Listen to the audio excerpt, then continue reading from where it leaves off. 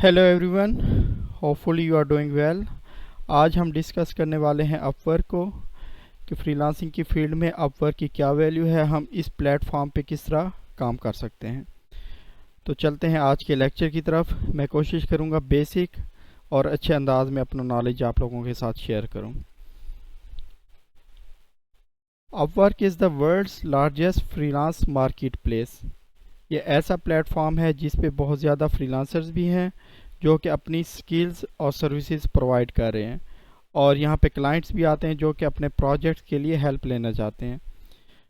तो चलते हैं नेक्स्ट स्लाइड की तरफ। What is Upwork? Upwork is the largest freelancing market place connecting businesses with skilled professionals.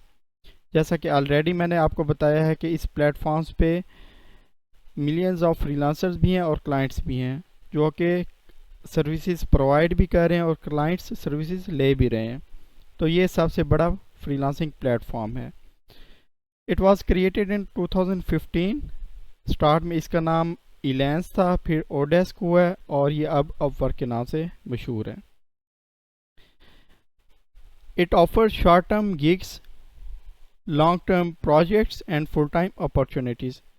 Comparatively to the Fiverr, यहाँ पे लॉन्ग टर्म प्रोजेक्ट्स होते हैं, फाइवर पे शॉर्ट टर्म प्रोजेक्ट्स ज़्यादा होते हैं। और ये पार्ट टाइम से फुल टाइम अपॉर्चुनिटीज़ या फुल टाइम जॉब्स की तरफ आपको जो है ना एक रास्ता प्रोवाइड करता है। सर्विसेज में देखें, million of freelancers and clients work world wide. Next slide में है वाई चूज अपवर्क। हमें इसी प्लेटफॉर्म को क्यों चूज़ करना चाहिए? Access to global clients and high paying projects. यहाँ पे बड़े प्रोजेक्ट्स आते हैं। सावज़ेर प्रोजेक्ट्स अगर बड़े आते हैं उनका टाइम ड्यूरेशन या डेडलाइन भी ज़्यादा होगी और बजट भी ज़्यादा होगा। तो कंपैरेटिवली टू द फाइवर पे शॉर्ट प्रोजेक्ट्स आते हैं, उनका टाइम भी कम होता है और बजट भी कम होता है। अगर आप ज़्यादा कमाना चाहते हैं, आपके पास अच्छी स्किल्स हैं, तो आप अपवर्क ज्वाइन करके सर्विसेज प्रोवाइड करके एक अच्छा रेवेन्यू जनरेट कर सकते हैं। और इसका सबसे बड़ा फ़ायदा यह है कि आप ग्लोबल क्लाइंट्स के साथ इन टच होते हैं, आपके लिंक्स बनते हैं, आपकी पीआर बिल्ड होती है। Wide range of categories, tech, design, writing, marketing. इन कैटेगरीज़ का ऑलरेडी आपको पता होगा कि हम जो है ना सर्विसेज जो भी प्रोवाइड करते हैं वो किसी ख़ास डोमेन में प्रोवाइड करते हैं, किसी ख़ास स्किल्स पे, नीश पे।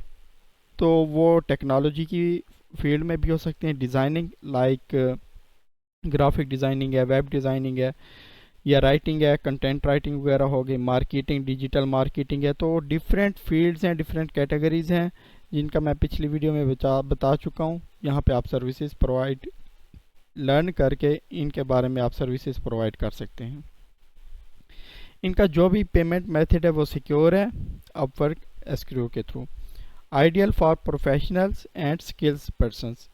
ये प्रोफेशनल और स्किल्ड पर्सनस जिनके पास स्किल्स हैं उनके लिए जो है ना एक बहुत अच्छा प्लेटफॉर्म है। Build a long term freelancing carriers. तो यहाँ पे आप काम करके एक फुल टाइम लॉन्ग टर्म जो है ना फ्रीलांसिंग कैरियर बिल्डअप कर सकते हैं। जब भी आप अकाउंट क्रिएट करते हैं अपवर्क पे, तो कुछ स्पेसिफिक टर्मिनोलॉजीज़ हैं जो आपको पता होना चाहिए। एक तो जॉब पोस्ट, नेक्स्ट है प्रपोजल, कनेक्ट्स, क्लाइंट्स, उसके बाद freelancers and feedback and ratings. I hope इनमें से कुछ का आपको आइडिया होगा, मैं सबका ब्रीफली डिस्क्राइब कर देता हूँ। जॉब पोस्ट क्या होती है? जॉब पोस्ट जब भी कोई क्लाइंट आकर अपवर्क पर अपना प्रोजेक्ट पोस्ट करता है उसे हम वर्क पोस्ट या जॉब पोस्ट कहते हैं। उस वर्क पे या उस प्रोजेक्ट पे एक फ्रीलांसर जाकर प्रपोजल सबमिट कराता है और वो प्रपोजल एक स्पेसिफिक डायरेक्शन, स्पेसिफिक इंस्ट्रक्शंस के मुताबिक लिखा जाता है, उसे हम प्रपोजल कहते हैं। इसे कवर लेटर की फॉर्म में लिखना होता है। नेक्स्ट ये है कि इन जॉब्स पे अप्लाई करने के लिए हमें कनेक्ट्स की ज़रूरत पड़ती है, इन्हें हम कॉइन्स भी कह सकते हैं, और ये हमें पेड मेथड से मिलते हैं। जो अपवर्क की स्कीम है वो फ्री में कनेक्ट्स नहीं देते आपको। Client, the person who is taking services for the project. और फ्रीलांसर या एक्सपर्ट क्या होता है? Expert is a skilled person who is providing services for the mentioned project। या रिक्वायर्ड प्रोजेक्ट। तो जब भी एक फ्रीलांसर क्लाइंट को प्रोजेक्ट सबमिट कराता है, उसके बाद क्लाइंट फ्रीलांसर की प्रोफाइल पे जाके रेटिंग एंड रिव्यूज़ देता है। इसी तरह फ्रीलांसर भी क्लाइंट की प्रोफाइल पे रेटिंग एंड रिव्यूज़ दे सकता है और वो बता सकता है कि ये किस तरह का क्लाइंट था, जो कि फर्दर जो है प्रोजेक्ट्स के लिए हेल्पफुल होती है। नेक्स्ट स्लाइड है हाउ अपवर्क वर्क्स। सबसे पहले आपने क्रिएट अ फ्रीलांसर प्रोफाइल, आपने प्रोफाइल जनरेट करनी है, क्रिएट करनी है ऑप्टिमाइजेशन के थ्रू, ऑप्टिमाइज्ड वे में। Browse a job listing that match your skills, आपने वही कैटेगरी चूज़ करनी है जिस पे आपकी स्किल्स हों। Submit a proposal using connects, जब आपकी प्रोफाइल क्रिएट हो जाती है, आप कनेक्ट्स परचेज कर लेते हैं, तो आप प्रपोजल सबमिट कराते हैं कवर लेटर के थ्रू। और ये प्रपोजल लिखने का एक ख़ास तरीका होता है। इंशाल्लाह मैं नेक्स्ट वीडियो एक स्पेशल प्रपोजल राइटिंग पे ही बनाऊंगा। उसके बाद क्लाइंट्स आकर आपसे कम्युनिकेट करते हैं।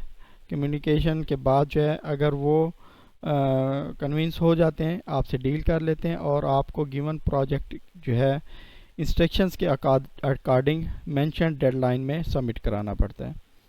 इसमें आप पेमेंट मेथड के लिए जो है ऑर्ली रेट भी सेट कर सकते हैं और फिक्स्ड प्राइस भी, लेकिन बेस्ट यही है आप अगर फिक्स्ड प्राइस की तरफ जाएं। पॉपुलर कैटेगरीज अगेन हम थोड़ा सा डिस्कस कर लेते हैं।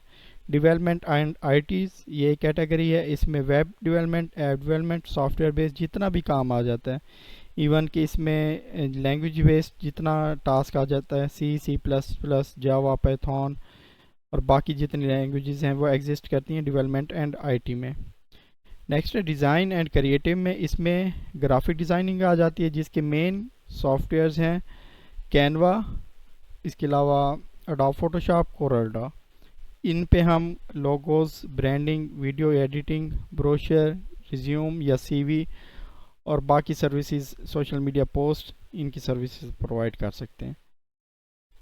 थर्ड कैटेगरी है राइटिंग एंड ट्रांसलेशन।